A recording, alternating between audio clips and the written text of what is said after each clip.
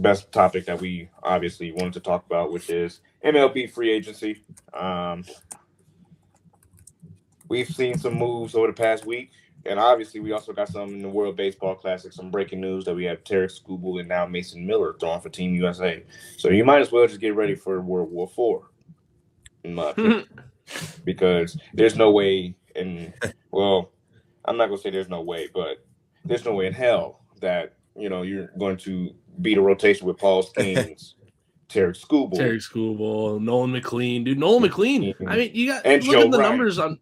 Looking at the numbers on Nolan McLean going in the back half of the season, if he played enough games, Nolan McLean might have messed around and won NL Rookie of the Year. I'm so serious. I'm so serious about that. Nolan McLean was one of the best pitchers in all of baseball at post call-up.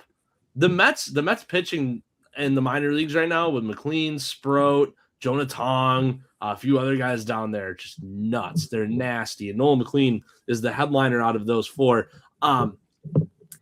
Munetaka Murakami is going to have a very difficult time going up against Nolan McLean, going fastball, curveball, sinker, and then having to face Mason Miller 105 paint to the corner 2 at-bats later. That's all I'm going to say. It's going to be ridiculous. It is going to be ridiculously hard for these guys to lose.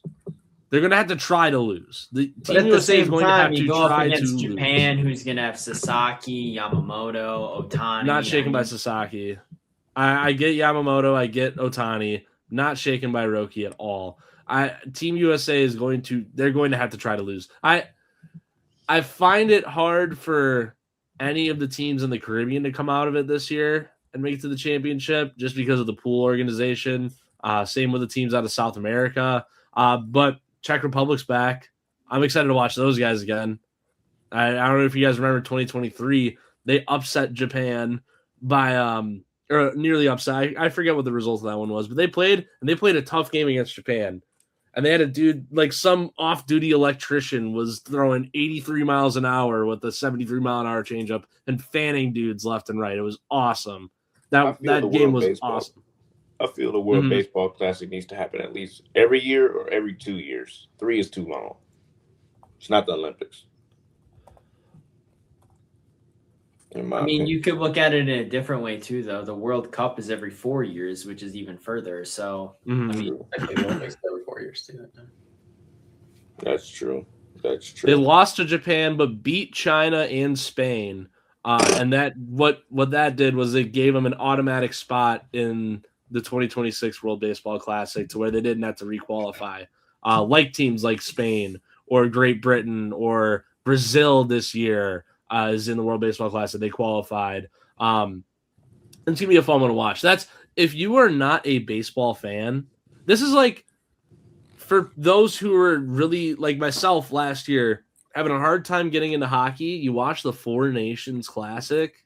That was electric hockey real quick. That gets you into hockey real fast. The World Baseball Classic is similar to that as well. Watch how emotional this game is for teams like Panama, for teams like Nicaragua, for teams like Puerto Rico, for teams like Cuba, for Chinese Taipei, for Japan. Watch these, like when these teams play like home games, the fans are wild. In Miami, watching Cuba versus Puerto Rico and them actually selling out Lone Depot Park, electric atmosphere. Nothing beats that. Absolutely nothing beats that.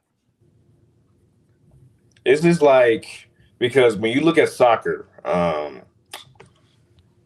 soccer has all of those, has Brazil, has Argentina, has Colombia, has every nation in the world plays pretty soccer. Much every nation over there in soccer, like literally all the South Americas and basically Africas of the world have soccer, right? And Japan, USA, and China, and Puerto Rico, and we get pushed to the back burners because that's their sport, really. Like, if you think about it. Now, when you look at Puerto Rico now, like all the teams, all the countries Sam just said, this is like our World Cup because those teams that he just said, These are the teams that run baseball.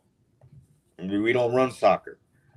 You know, the USA obviously runs basketball, and Europe runs basketball. In baseball, these smaller countries like the DR, the Puerto Ricos, the Cubas of the world, or the Japans, this is their sport. So this is why it means so much to them. So it seems like every country has their one sport that everyone pays attention to and love the most and shows a lot about.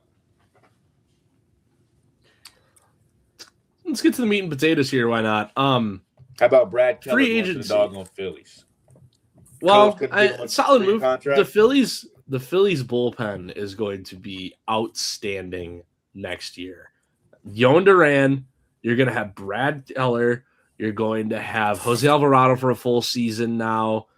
Ryan Kerkering on a revenge tour after blowing the NLDS last year. Matt Strahm was phenomenal in the playoffs last season. I mean, it's going to be real tough going up against the Phillies bullpen if you're any team like this. If you can if you can't get to their bullpen early, you're just cooked. The Phillies might win 100+ games next year. Yeah, I think this Phillies team, and by the way, thank you for subbing to us, Anthony. We appreciate it. I would say we mainly talk about the big three: football, baseball, basketball. We dabble in other stuff, hockey every once in a while. I'm sure when the World Cup comes around, we'll talk about soccer a little bit. But we're going to talk about the World Cup. Back to the Phillies, we'll be talking college football for sure. 100%. The Phillies were in a tough spot going into this offseason, and I think so far they've navigated it pretty well. They've done a good job. They got Schwarber back, not on a super, super long-term deal. So if he falls off, it's not like they're paying him for 10 years. Like maybe the Pirates would have probably signed him to a longer deal, I would think. They've upped their bullpen. They pretty much did everything they need to do to keep competing this year, and Adolis Garcia is another good acquisition for them as well. So, I mean, watch out for them this year. Like I was a little down on them after they lost to the Dodgers. They were in a tough spot financially, but they've navigated it really well so far. I like this comment here. Pull them up again. This next one. Who are your guys' top teams that are going to target Sandy and Edward from Miami, and what teams would give Miami the best packages? See, this is so Boston. I think Boston for both of them definitely can offer the best package in terms of minor league return value. I think if you're looking at teams that have they're deep in pitching in the minor leagues, Boston is the cream of the crop right now. Peyton Tolley, I just talked about this over on Minor League Minute the other day during our show on Monday. We were talking about Tarek Skubal. We were talking about possible Tarek Skubal destinations because it seems like he is the next domino to fall. And we've had Baltimore, Boston, and the Mets as our 3 picks for where we think Tarek Skubal could go. So I think either of those 3 teams, the Mets as well, but Miami's not going to want to trade in division for sure. So I don't know if the Mets are on that. But Baltimore, I could see. Baltimore's got some good hitting prospects as well in Ike Irish. As a catcher and outfielder.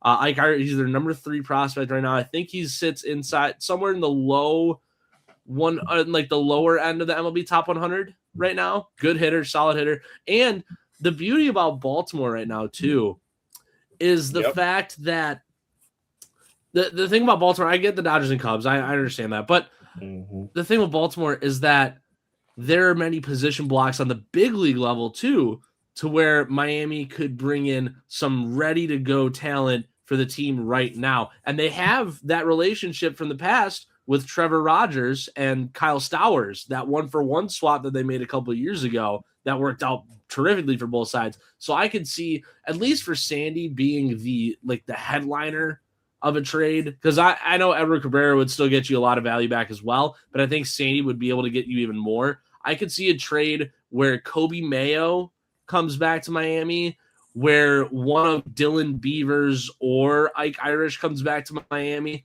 and then insert a couple other higher up prospects there. I think if you're the Marlins, you want to look in the realm of possibly bringing in Wellington Aracena. you want to bring in. I'm blanking on this guy's name right now. Hold on, I'm pulling up their top 30 because this guy is really sick too. He was acquired in the Sir Anthony Dominguez trade. Jerron Watts-Brown, fireballer. He's going to be ready to go possibly September, beginning 2027. Another guy, Levi Wells, would be nice. But Wellington Arcena was a guy they acquired from the Mets in the Gregory Soto trade. That, I think Baltimore is definitely a spot that you could see one of those or both of those guys maybe in a blockbuster going. All right, what was you saying, Chris, about what you were saying about MLB free agency? I don't even remember, man. I got a little bit of something to talk about. I got something to talk about.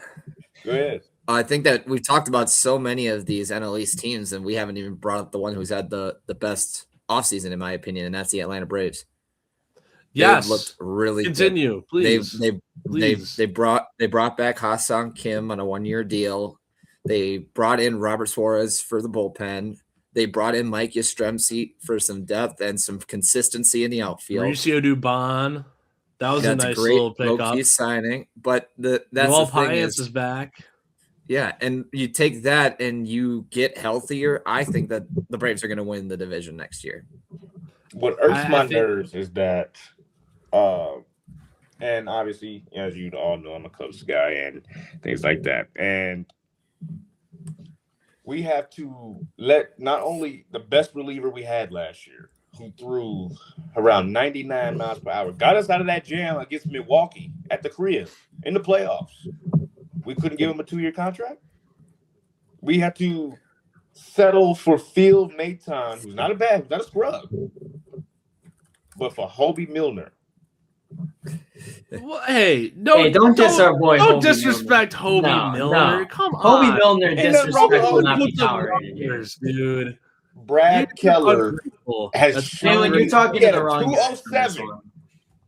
Brad Keller had a 207, throws 99 miles per hour, and you've seen what he did in the playoffs. Correct me if I'm wrong, though. Brad Keller's on the other side of 30, and relievers at that age. Hobie Milner is also 35. The fact of the matter is, you couldn't give him a 2-year, and he's coming off what arguably probably his best season ever in his career. I think the thought there is, with 2 years? Does he replicate it though? I mean, like I said, he's on the wrong side of 30. Relievers are kind of like he's throwing a dart. Like you never know whether they're gonna replicate their success year to year. Devin Williams had a sub-2 ERA with Milwaukee. He goes over to the Yankees last year, and his ERA is up near 5. Like it's just hard to replicate having a sub-2 ERA. You have to be really, really damn good to do that year in and year out. I know you guys got to go, so we got one more comment to talk about. So my question here, Anthony, is who are you a fan of? Are you a Marlins? Like, are you Marlins specific? Because I don't know if you're in the market for buying a starting pitcher. I think you don't have to give up too much for either Keller or Castillo, but the starting pitching market is very I'm trying to find the right word to describe it right now. Eccentric, I guess, is the way to put it, because starting pitchers are going for a lot. And I think the benchmark is going to be set by one of Tarek Skubal or Freddie Peralta getting traded in the next 2 months. It's going to get set by that. And I think, honestly, I was listening to John Boy the other day. Okay, Marlins and Yankees. Awesome. 2003 World Series. You couldn't lose that one. But I think, so from the Marlins perspective, you're not buying either of those guys. But for the Yankees, you're going to be in the market for a bigger name, possibly. But I guess for Mitch Keller, Luis Castillo, I don't see, like, you don't have to give up a top 100 for either of those guys, I don't believe. Maybe a major league ready bat. Obviously, you know, like Luis Castillo, you're trading with the Reds, or not the Reds, the Mariners, sorry. And Mitch Keller, you're trading with the Pirates. So a major league ready bat for sure. And then like a relief prospect or two, pitching prospects. That would be a nice return for both of those. But Freddie Peralta is going to set the benchmark. I was listening to John Boy the other day. Because the talent gap between him and Skubal, at least the statistical talent gap between those two, is very marginal. One of them you're going to have to pay almost $20 million. The other you're going to have to pay $8 million. I think Freddie Peralta might end up netting more than Tarek Skubal. in a trade, which is why I think the incentive is there for Milwaukee to move him. I mean, in the As much as I Brewers, hate it. they're one of those teams. I mean, we've talked about it. My brother and I have. Anthony, full disclosure, most of us are Brewers fans here. Jalen is a Cubs fan. But we've talked about Project 2027 before, is what he calls it, with the Brewers, where they're building towards when Jesus Mate, Cooper Luis Pratt, Pena, Luis Pena. Yeah. A lot of these young Alex guys start Stinson. replacing the Joey Ortizes or the Caleb Durbins. No disrespect to either one of those guys in the Not lineup. Durbin, but please But- get Joey out of my lineup. All disrespect to Joey Ortiz, none to Big Caleb Derb. Durbin. But that, these Derb. are the guys that are going to be coming in and replacing. And Jacob Mizorowski is going to lead the rotation, they hope, for probably the next 10 years or so. But Jefferson I mean, Carroll, like- backup catcher this year. yeah, When guys are due for a Easily big contract, like Mhm. you know, Freddie is going to be. You know, it's the Brewers. They don't have the money to match some of these big teams. So it's either trade them or you're going to lose them. I mean, it's And what they if- did with Burns, Hader. That's what they do. Yeah, they always trade guys. You know, maybe a year before they should because They know we're wanna not get going to some compete more. with the Mets in the free Right. agent. You know, you're not going to compete with a Mets or a Cubs or a Yankees or a Dodgers. You know, it's just not going to happen. So you might as well get, you know, a few pieces for them. And the Brewers, they've been very good at that. I have faith in their front office. So Well, that was fun. We're going to jump said. into. Go ahead. I'd be lying if I said I was qualified to answer that question. So Yeah, I'm just I going don't to think pass I'm that off to qualified, someone yeah. else. If anyone else has an opinion on it. Let me see. What is he saying?